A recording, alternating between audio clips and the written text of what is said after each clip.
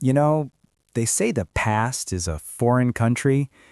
For me, it was less a country and more a specific, poorly lit hallway at Oakwood High. The air always smelled of industrial cleaner and anxiety. And my passport out of there was never stamped with a victory. It was stamped with a nickname, the Ghost. His name was Mark Roderick. Even now, saying it feels like dropping a stone into a deep, cold well. In high school, he wasn't just popular, he was a force of nature. Sun-bleached hair, a smile that could charm a principal into overlooking a failed test, and an aura of invincibility that seemed to warp the very air around him. He was the captain of the football team, but his real sport was social dynamics, and I was his favorite practice dummy. It wasn't the generic, give me your lunch money bullying. Mark was a craftsman. He once stood up in the middle of a packed assembly for the school play, a play I was stage managing, hidden in the wings, and announced into the microphone, "Hey, has anyone seen the Ghost? I think the lights dimmed when he walked in." The laughter wasn't just from the students. Even some teachers chuckled. He made my invisibility a public spectacle. He'd accidentally trip me in the hallway, not to hurt me, but to send my carefully organized binder flying. As I scrambled on the floor, he'd stand over me and say, loud enough for everyone to hear, "Whoa, sorry man, I didn't see you there. You gotta wear brighter colors." I learned to move through the world like a whisper, hoping the floorboards wouldn't creak. I carried that ghost with me. It shaped the man I became. I found a strange power in silence. While others talked, I observed. I learned to read the micro-expressions on people's faces, the subtle tells in their body language. I became a software architect, a job where I built complex, invisible structures that held entire systems together. It was the perfect profession for a ghost. I met Chloe in this very different world. She was a burst of color in my monochrome life, an artist.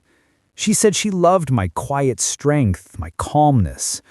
For a while, I believed her. We built a life, a nice house, a comfortable routine. I had a daughter, Lily, from a previous relationship, and Chloe stepped into the stepmother role with a passion that, at the time, felt genuine. I thought I had finally exorcised the ghost of Mark Roderick. I had built a fortress, and I felt safe inside its walls. I was an idiot. The first cracks appeared as a restlessness in Chloe. It started with small comments. "Don't you ever get bored?" she'd ask, staring out the window. "Our life is so predictable." I mistook predictability for stability, for safety. I'd just squeeze her hand and say, "I like predictable. Predictable is safe." But the comments grew sharper. "You're so passive," she said once, after a party where I'd been content to listen in a corner. "It's like you're not even in the room sometimes." The ghost, it seemed, had followed me home. The night she proposed the open marriage is etched into my memory with acid. It was a Tuesday. Rain tapped against the window panes. She'd made a fancy dinner, lit candles. I thought it was a romantic gesture. It was an ambush. "Leo," she began, using the name she'd given me to replace my old, boring one. "I love you, but I feel like I'm suffocating. I need to explore. I need to feel more." My stomach tightened. More what? More life, more passion. I'd been reading about consensual non-monogamy, an open marriage.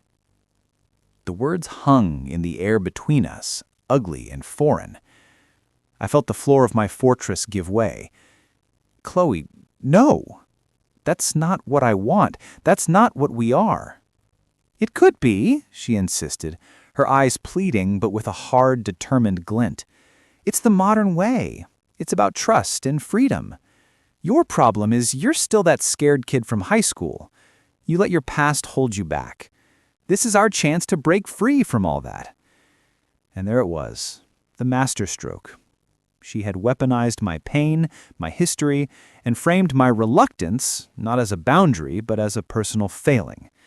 My insecurity, my weakness. To save my marriage, I had to sanction its destruction. To prove I wasn't the ghost, I had to vanish completely. So, with a heart full of sand, I whispered, "Okay, if it will make you happy." The speed with which she acted was breathtaking. It was less than a week later. She bounced into the kitchen, her phone glowing in her hand like a holy relic. "You are not going to believe this," she said, her voice giddy. "It's the craziest coincidence. I matched with Mark Roderick." The name was a physical blow. The air left my lungs. Mark Roderick. The specter from the hallway. His face, his smile, his voice. It all flooded back in high definition. "Coincidence?" I managed to croak. "Totally. He's on this exclusive app, The Inner Circle. He's a CEO now. He's so successful. And he remembers you. He said, and I quote, 'Tell the ghost I said hey.' Isn't that funny?" It wasn't funny. It was a targeted strike. He remembered me. And in remembering me, he was now targeting my wife, my home. The unforgivable act didn't happen all at once. It was a slow, insidious poison. But the moment it became lethal was at Sarah and Ben's anniversary party. A swanky rooftop bar, all glass and steel and pretension. Mark was there, holding court at the center of a group, with Chloe literally attached to his arm. He was the same golden boy, just in a more expensive suit. He was holding forth on his company, Axiom Logistics. "And the key is disruptive synergy," he was saying, waving a glass of amber whiskey. "We're not just a logistics company, we're a data-driven paradigm shift." I was standing at the periphery, nursing a drink, observing. Just like old times. Lily was with me, getting bored, playing a game on my phone. Mark's eyes scanned the crowd and landed on me. A slow, predatory smile spread across his face. "Well, well," he announced, his voice cutting through the chatter. "If it isn't the ghost himself, still mastering the art of standing in the corner, I see." A few people chuckled politely. Chloe giggled and squeezed his arm. "Oh, stop it, Mark." "No, it's impressive," he continued, walking toward me, pulling Chloe and the attention of the entire party with him. "It's a kind of social stealth. You know, in my business, we call that a non-value-added presence." He clapped a heavy hand on my shoulder. "Don't worry, buddy. I'll make sure your wife has enough excitement for the both of you.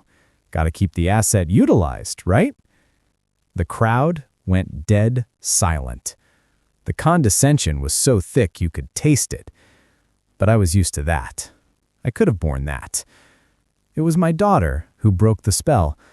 Lily looked up from my phone, her big, 8-year-old eyes, so trusting and clear, looked from Mark's smug face to Chloe's embarrassed but complicit smile, and then to me. Her lower lip trembled. "Daddy," she whispered, her voice small and fragile in the silence, "why is he being so mean to you? And why is Mommy letting him?" Crack. That was the sound of the last thread of my old self snapping. It wasn't a sound of rage, but of absolute crystalline clarity. He wasn't just bullying me anymore. He was making my daughter feel unsafe. He was making her doubt my ability to protect her. He was making her witness her mother's betrayal. That was the line. That was the declaration of war. I looked down at Lily, and I gave her a small, genuine smile. I squeezed her hand. "It's okay, sweet pea," I said, my voice calm and steady. "Some people confuse being loud with being important. It's just noise. I looked back at Mark. I didn't glare, I didn't scowl. I simply looked at him, and for a fleeting second, I saw a flicker of confusion in his eyes. He was expecting a reaction, shame, anger, retreat. He got nothing, just the calm, empty gaze of a ghost. But inside, the architect had been summoned, and he was already drafting the plans for demolition. My hidden power wasn't brute force, it was leverage. For years, while I built my public-facing career, I had cultivated a private passion. I was a silent partner in a boutique venture capital firm, Viridian Ventures. I used a pseudonym, Arthur Wren. A wren is a small, brown, unremarkable bird. Nobody notices a wren. It was the perfect camouflage. I enjoyed the chess game of it, analyzing business plans, spotting fatal flaws, and quietly directing capital. It was the ultimate form of observation and influence. That night, after I put Lily to bed and read her an extra-long story, promising her that the noisy man would never bother her again, I went to my home office. The hum of the computer was a familiar comfort. I typed Axiom Logistics into our internal database. It was all there. The company was a house of cards, dressed up to look like a fortress. They were burning through cash. Their proprietary AI was a patchwork of open-source code, and they were in the final, desperate stages of their Series B funding round. The lead investor on the memo? Arthur Wren. My firm. My decision. Mark Roderick, the golden boy who had everything, was on his knees, begging for a lifeline from the ghost he couldn't see. My plans solidified not in a flash of anger, but in a series of cold, logical steps. This wasn't about revenge. That's a petty, emotional word. This was about consequence, the natural, inevitable result of his actions. My goal was not to hurt him, but to neuter him, to permanently remove his power, his platform, his ability to pose any threat to my daughter's world. I would use the very system he worshipped, money, status, corporate law, as my weapon. I didn't block the investment. I accelerated it. I instructed my firm to lead the Series B round. I wanted him to feel the euphoria of success. I wanted him to lease that shiny downtown office, to hire all his friends at inflated salaries, to launch that multi-million-dollar marketing campaign built on lies. I wanted him to build his entire kingdom on the quicksand of my capital.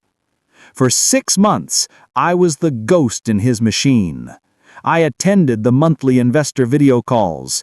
My camera was off, my name listed as Arthur Wren. I listened to his arrogant, vapid presentations.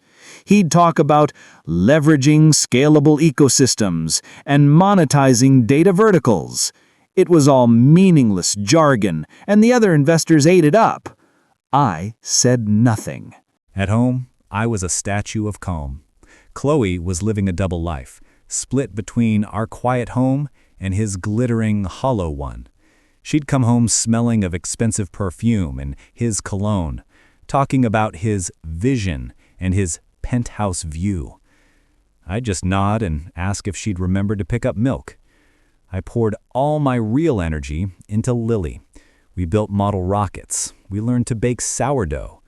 I was building a new, stronger fortress, one with a smaller, more important door. The trap was set. The bait had been taken. All that was left was to spring it. The day of the quarterly board meeting was unseasonably bright. The meeting was virtual. I sat in my home office, the morning sun streaming in, illuminating Lily's crayon drawing taped to my monitor. On my screen were 24 little squares. The other investors, Mark's management team. Mark was in his new corner office, the city skyline spread out behind him like a conquest. He was tanned, wearing a headset, looking every inch the successful CEO. He was just about to announce his coup, a massive partnership with Bergman GmbH, a prestigious German firm. This was his victory lap. The lead partner from my firm, a serious woman named Evelyn, was speaking. "Mark, before we get to the Bergman paperwork, our lead investor for your vertical, Arthur Wren, has some final points of due diligence he'd like to clarify. He's joining us now." I took a slow, quiet breath, and I clicked the button to turn on my camera. My face appeared in a new square on the screen. Simple background, my simple sweater. The transformation on Mark's face was a slow-motion car crash. The smug, triumphant smile didn't just fade, it decomposed.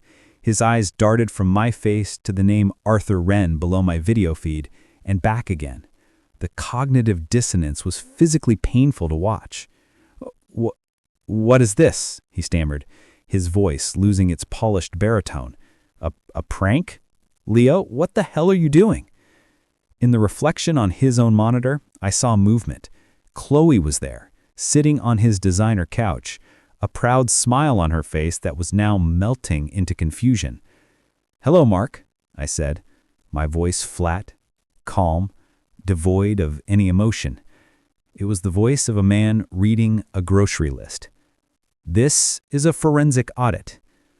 I could feel the attention of every person on that call sharpen, zero in on me. "First question," I began, clicking a key that shared my screen. A spreadsheet appeared. "On your operational report, you list server infrastructure costs at $212,000 monthly. I have cross-referenced this with the actual billing data from your cloud provider, which I acquired legally through our audit rights. I highlighted a line in red. The actual cost is $64,722. Can you explain the $148,000 monthly discrepancy? Is that what you call disruptive synergy?" He was sputtering. That's proprietary financial data. You can't. "Second question," I continued, my tone still conversational, as if we were discussing the weather. I clicked again. 2 blocks of code appeared side by side on the screen. Your core IP, the Axiom AI routing algorithm. On the left is your patented code. On the right is an open source algorithm published by an MIT research team 3 years ago. The similarity, according to industry standard plagiarism software, is 94%. Presenting another entity's work as your own intellectual property constitutes fraud. The chat box on the side of the screen exploded. I saw messages like question marks and "What is this?" from the other investors. Mark's face was a mask of panic and fury. You set me up, you ghost! You pathetic little man! You sabotaged me!" That's when I leaned forward, my face filling the screen slightly. The calm finally broke not into anger, but into a terrifying absolute stillness. "You called me the ghost because you thought I was powerless, but a ghost sees everything. It's in the walls. It's in the foundation. You were just too arrogant to look. You spent a decade trying to make me feel small. And when you found me again, you didn't just target me, you targeted my daughter. You sought to poison my family. So I did the only logical thing. I decided to return the favor." I paused, letting the weight of my words crush the digital silence. "As of this moment," I announced with my voice ringing with finality, "Viridian Ventures is immediately and irrevocably pulling all funding from Axiom Logistics. We are exercising our contractual right to recall the entire $20 million loan, payable in full within 48 hours. Furthermore, we are legally and ethically obligated to forward all evidence of intellectual property theft to the MIT Legal Counsel and to Herr Bergman at Bergman GmbH. Your company is finished. Your partnership is void. Your reputation is ash." The little squares on the screen were frozen portraits of shock. And then I saw it. In the reflection on Mark's monitor, Chloe stood up. Her hand was over her mouth. She wasn't looking at me with admiration or love. She was looking at Mark with a dawning, horrified comprehension. She saw the fraud, the hollow man, the house of cards. And in that moment, she saw the man she'd dismissed, the quiet, observant architect who had just dismantled a giant with a few clicks. She didn't say a word. She simply walked out of the frame of his life. A minute later, I heard the faint sound of a key turning in my own front door downstairs. She had come back, but she was too late. The fortress gates were closed. The fallout was swift, merciless, and perfectly fitting. Mark Roderick, who boasted of his wealth and status, lost it all. The recall of the loan bankrupted Axiom instantly. The lawsuit from MIT was swift and public, making him a pariah in the tech world. Bergman GmbH sued him for misrepresentation. He lost the penthouse, the car, the entire glittering facade. The last I heard, through the grapevine, he was selling life insurance back in his hometown, living in his parents' basement. The golden boy was now tarnished lead. Chloe tried to come back. She was waiting in the living room when I came downstairs after the call. She was crying, talking about manipulation, about how I had lured him. She said, "You should have just talked to me. You should have fought for me." I looked at her, truly looked at her, and felt nothing but a vast, empty calm. "I did talk to you, Chloe," I said. "I told you I didn't want this. You called me insecure. You called me a scared kid. You saw the man who tortured me for a decade, and your first instinct was to climb into his bed. There is no fight left. The consequence for that is the loss of this." I gestured to the home, the life, the stability I had built. "The door is closed." The divorce was quiet and efficient. My lawyer was excellent. She got nothing she hadn't had before she met me. My world, by contrast, is brighter, quieter, and infinitely more solid. Lily and I still live in the same house, but it's different. The air is lighter. We painted her room her favorite color, a bright, sunny yellow. She doesn't ask about Mark anymore. She doesn't ask why Mommy doesn't live with us. She just knows her dad is present. Her dad is her rock. Just the other day, we were in the backyard, and it was a perfect, lazy Saturday afternoon. We were building this massive, ludicrously complex Lego castle, the kind with multiple towers, a drawbridge, and a dungeon. It had taken us weeks. We were on the final step, placing the last, unique prism-shaped piece on the highest turret. She was concentrating, her little tongue stuck out between her teeth. She slotted the piece into place with a satisfyingly final click.